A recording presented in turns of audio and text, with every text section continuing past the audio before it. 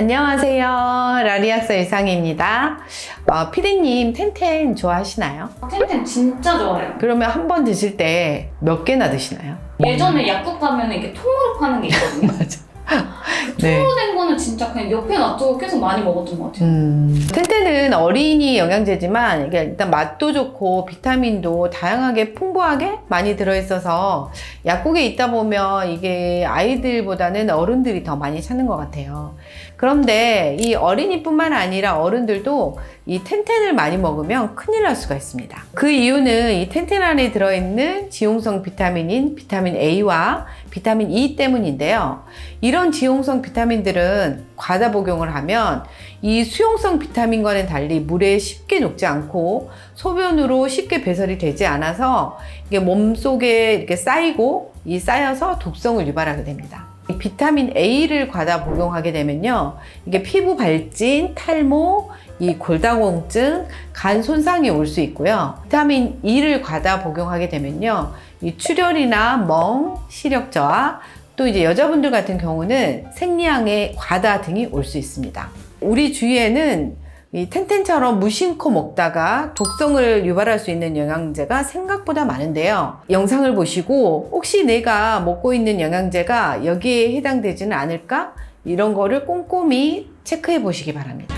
보시기 전에 구독을 안 하셨으면 구독과 그리고 좋아요를 미리 눌러주시면 감사하겠습니다. 첫 번째, 비타민 B6, 이제 다른 말로 피리독신이라고 말하는데요. 이 피리독신의 상한 섭취량은 100mg입니다.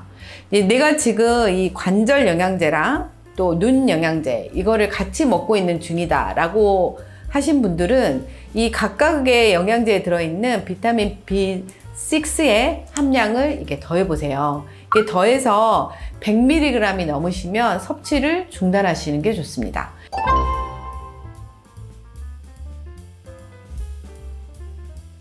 두 번째, 비타민 B9, 엽산인데요. 이것의 상한 섭취량은 1000마이크로그램입니다.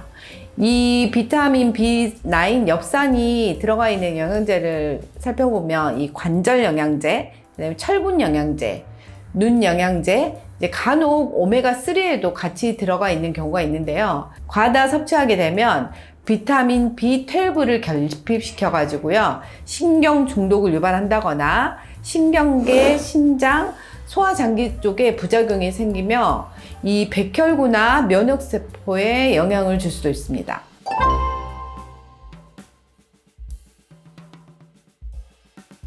세 번째, 비타민 A입니다. 이 임산부 흡연자는 5000IU 이하로 섭취를 해야 하는데요. 이게 흡연자가 5000IU 이상을 오랫동안 섭취한 경우에 폐암에 걸렸다는 이슈가 있습니다. 일반 성인은 10,000IU 이하로 섭취를 하셔야 되고요. 이게 종합 비타민하고 눈 영양제를 함께 복용하면 이 10,000IU가 넘어가기가 쉽습니다. 과다 섭취하게 되면 간 수치에 영향을 주는, 그러니까 간 수치가 좀 올라갈 수 있고요. 피부 알러지 반응이 생길 수 있습니다.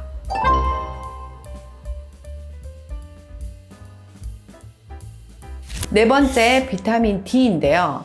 일반적으로 비타민 D는 안전한 편이기는 해요. 상한선은 5000IU입니다. 이게 종합 비타민에도 들어가 있고 관절 영양제에도 비타민 D가 많이 들어가 있거든요. 칼슘, 마그네슘 같은 이 미네랄 안에도 비타민 D가 들어가 있어요. 일반적으로 5000을 넘겨도 별 문제는 없긴 하거든요. 근데 이제 만약에 내가 요로 결석이나 신장 결석이 있다면 그 증상이 좀 더 심해질 수 있으니까 꼭 주의하시는 게 좋습니다.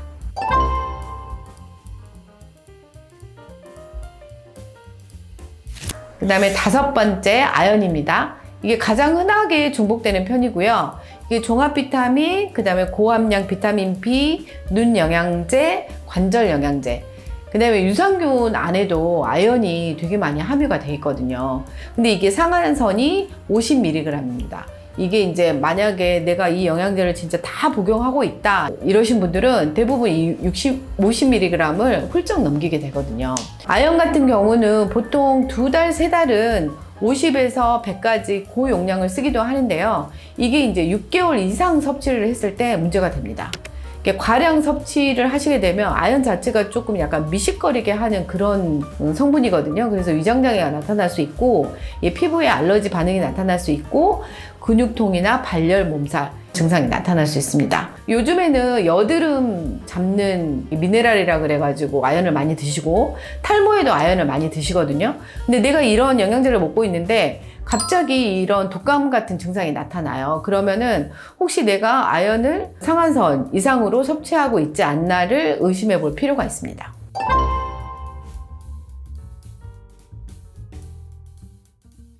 여섯 번째는 유산균입니다. 이 장 건강을 위해서 많이 섭취를 하고 계시잖아요. 근데 요즘에는 유산균 종류도 엄청 많은 것 같아요. 그래서 이제 여러 개가 중복되는 경우가 많거든요. 종류별로 보면은 일반 유산균이 있어요. 그리고 이제 여성 유산균이 있고, 프리바이오틱스, 포스트바이오틱스, 다이어트 유산균, 갱년기 유산균, 진짜 여러 가지 유산균들이 많은데 이걸 좋다고 하니까 이제 한꺼번에 다 드시는 경우가 있어요. 근데 절대 이럴 필요가 없습니다. 이게 너무 많은 유산균주로 인해서 장이 부담될 수가 있거든요. 최소한으로 목적에 맞는 것만 섭취하시는 게 좋습니다. 의외로 많은 분들이 이게 유산균을 드시고 계속 가스가 차고 아픈데 이거를 참고 계속 드시는 경우가 있거든요. 그리고 이제 또 유산균을 먹을 때 식이섬유, 변비개선제 이런 것들을 더 섞어서 먹다 보면은 부작용이 더 심해질 수가 있어요. 그래서 약사님하고 내가 이제 이러이러한 유산균을 먹고 있는데 또 추가로 이런 유산균을 먹어도 되냐 이런 것들을 꼭 상의하셔가지고 최적의 용량과 최적의 유산균을 찾는 게 중요하다고 생각합니다.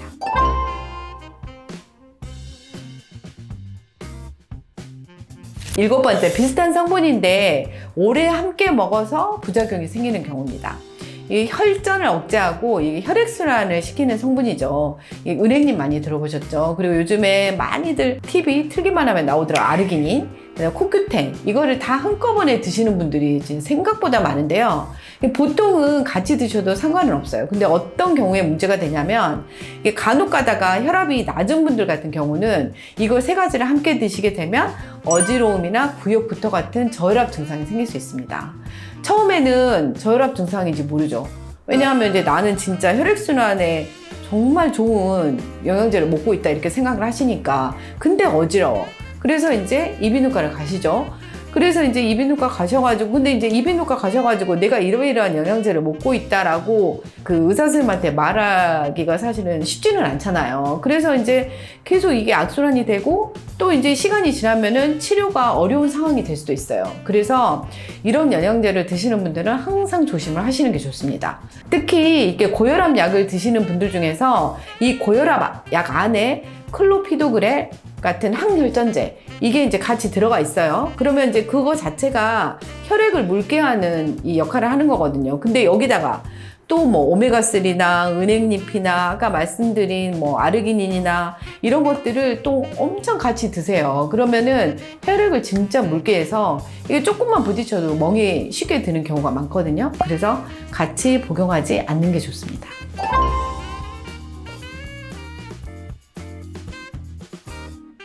그 다음에 여덟 번째, 천연 성분들입니다. 보통 합성 성분들은 좋지 않다고 생각하시는 분들이 많으시죠. 그래서 나는 모든 생약만 먹겠다 골집하시는 분들이 계시거든요. 이게 맥주 효모나 스피루리나 천연 비타민, 이 기타 생약 성분들이 이에 해당되는데요. 이 계속 추가로 복용하게 되면 어느새 간 수치가 진짜 많이 올라가 있을 수도 있습니다. 이게 간에 부담이 되는 거거든요. 이게 한 개, 두 개 먹을 때는 잘 모르지만 이게 좋다고 무작정 계속 추가를 하게 되면 나도 모르는 사이에 간이 상하게 됩니다. 그래서 이 그 천연 성분으로 된 이런 건강식품이나 영양제는 절대 뭐 여러 가지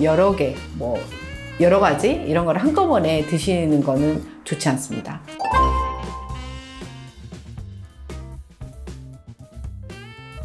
그 다음에 아홉 번째, 함량이 정확하게 표시되어 있지 않는 건강기능식품들입니다. 이게 건강기능식품은 이 의약품하고는 다르게 이 함량을 이게 제대로 적어야 되는 그런 기준이 없거든요.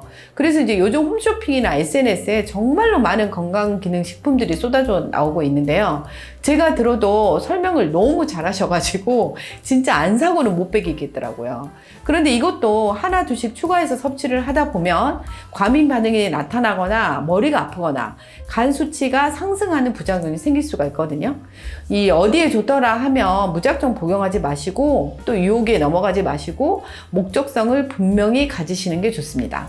그리고 이제 목적을 정하시고 그 목적이 달성되면 끊으세요. 예를 들어서 다이어트 관련 건강식품, 그 다음에 장청소, 디톡스 목적으로 먹었던 영양제는 일단 목적을 이뤘으면 끊으시고요. 이게 반대로 효과가 없을 때도 너무 우직하게 계속 드시지 마시고 자세히 살펴보시고 끊으셔야 합니다.